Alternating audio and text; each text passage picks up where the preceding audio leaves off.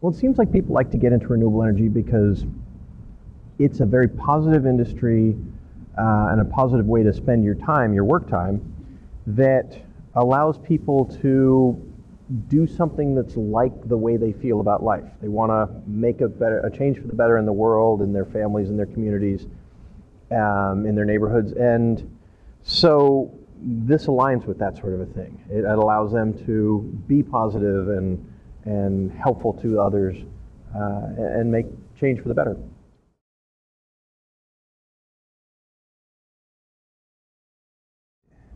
There's a lot of great opportunity here, but it's not necessarily great opportunity in the way that's going to allow people to make a lot of quick bucks.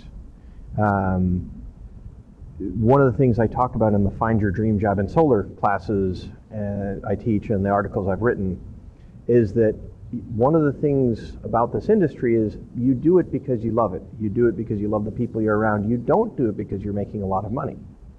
It isn't that financially rewarding compared to other things. I estimate that people working on the inside in solar make a half to two-thirds of what they would make working on the outside, to have prison lingo. But it's sort of, one of those things where you don't have to pay people a lot of money to do certain things. You don't have to pay teachers to show up to work a whole lot of money because they do it because they love it, because they're making a difference in other people's lives, little people's lives. You don't have to pay mothers to want to be mothers. It just feels good, I suspect, not having been a mother myself yet, or ever. But, people want to do that because it feels good. It's not because they're paying them. Well, a lot of people want to work in solar because it feels good, because they're happy about it, because they like the fact that when they go to a party and somebody asks, what do you do? Oh, I work in solar. Oh, that's really cool. People love getting that response from other people because it feels supportive.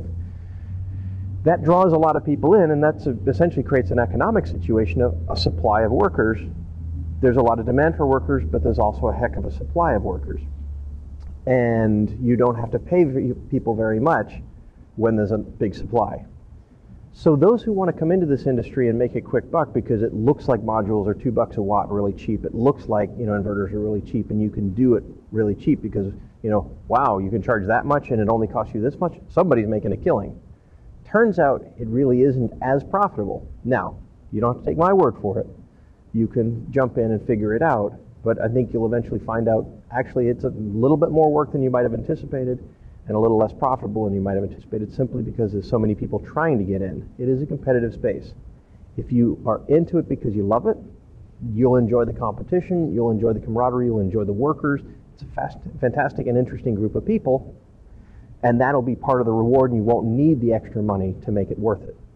On the other hand, if you're in it just to make a lot of money, either because you're unemployed and don't have anything else to do, or you see dollar signs in a gold mine, you're probably not going to last. And that's okay with me, because you probably don't fit in anyway.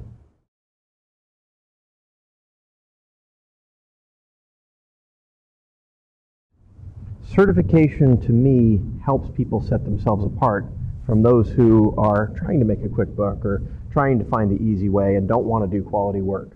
Certification is the way that good people can stand apart from others. So I agree that taking a class just for certification isn't all that useful or practical for the industry.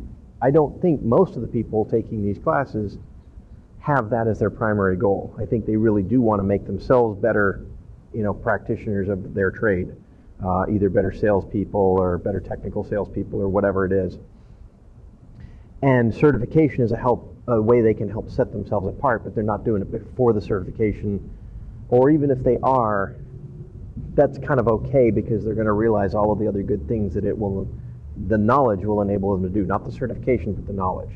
So that's why I'm excited about the technical sales certification NABCEP's working on, and that's why I thought it was necessary and maybe a good idea to look into. So that excites me. But certification is sort of a way to weed out the bad apples and recognize the good apples and the good eggs.